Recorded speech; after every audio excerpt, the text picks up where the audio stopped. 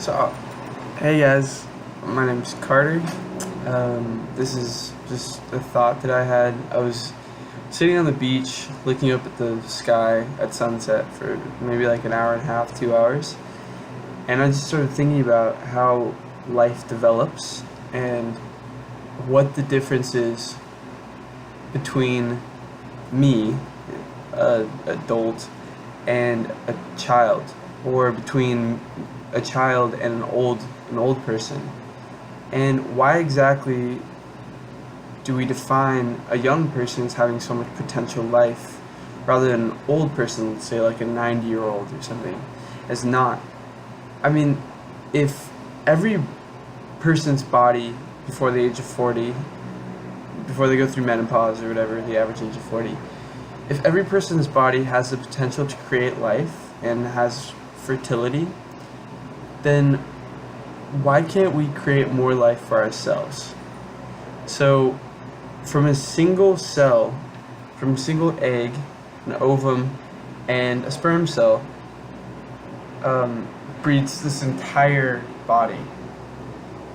And I know that we get a batch of stem cells in the zygote, and we have all these different like phases of creation, but we created that as humans. We created that single cell that then develops into another person. So why do we ever run out of cells, or why do we ever die off? I mean, this is if we could solve this problem. I mean, technically, can we solve the old age problem?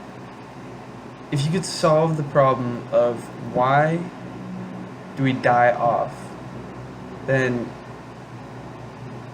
well, I mean, you never die off. Also, if you thought about this in the same way, as we have these cells, and they're constantly producing new cells, and that's how we stay alive, then at what point could you reanimate a dead person?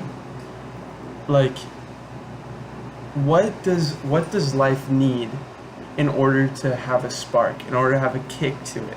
What does life need in order to like actually come alive? You know, if a dead person's lying there, at first, what's the difference between a dead person and an embryo? I mean, they both have cells, they both have genes, they both have all these things, all the necessary pieces, like a recently dead person, obviously a person that died like years and years ago, but they both have these things that are essential for life. So, and then I started thinking about crazy things, like what if you set up a dead person that was recently dead and attached them to a human being, like a mother? This is really gross and kind of like weird science, but I just had the thought. Okay, don't judge me. But what if you attach like a recently dead person to a mother who had all the nutrients to animate a person, like an embryo, right? Like, it's nothing without a mother's nutrients. In the same way that a person is nothing without the nutrients of food or whatever, eventually will die off, of water. So, what's the difference between us and just like a bunch of chemicals? Like, at what point, what is the actual, like, when do you actually turn on the engine to us? When do you actually come alive? Is it when our heart starts beating? Is it when the electrical pulse in our brain, like the brain waves, start kicking? What is it? Is it the synapses that start firing? What's the difference between a dead person and us? And I guess this is getting into a huge debate over like when life is formed, whether potential energy is technically like the potential to be a human being is actually a human being, or all these other things. But I just started to think about it, like, and then lastly, in conclusion, what would happen if you just pumped a person full of stem cells, right? And just put a ton of stem cells in their bodies their entire lives. The stem cells that the stem So what is the difference? I mean, okay, what would happen if you were to inject just constantly, like have an IV drip of totipotent stem cells, which is just stem cells that can be made into any type of cell in your body, your entire life? Would your skin look like perfect all the time? Would it look beautiful all the time? Would you never have any problems with anything? Because you're it's kind of like a self-repairing car that has like an AI system built in where it automatically has all the materials. You just like put all the materials in there that it's gonna need, and it just like as it's driving, if it gets hit by a giant boulder in the side, then it just automatically fixes it. And that's kind of what our bodies are, but we run out of the materials, we run out of nutrients, we run out of stem cells. But I wonder what happened if like your body just always had an unlimited supply of stem cells. Would you just be like, would you live forever? Would you, or what would happen? I mean, I'm sure the bioavailability of stem cells is is very specific. But if you have totipotent, which is like you can use it for anything, then it doesn't matter, right? I did this study I just read about today where they injected a pluripotent, which is just you can use it for like specific types of tissues. So you can use it for like your mesoderm, your underderm, like your skin, stuff like that. Only a few different strains of tissues.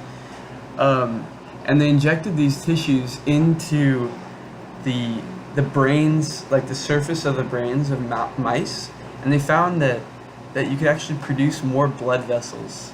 They produce more blood vessels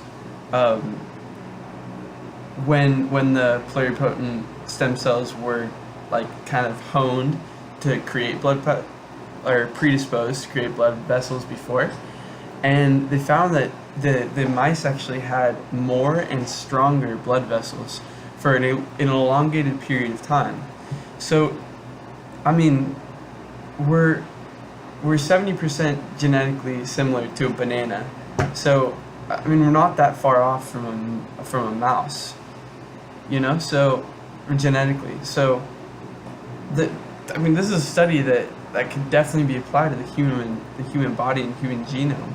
Like if all our stem cells need to actually to produce new cells is our genes, then the only problem I see with this system is that eventually our genetic code would just ruin things, like how our genetic code predisposes us to cancers and to other diseases like Alzheimer's or autism or anything else, Parkinson's.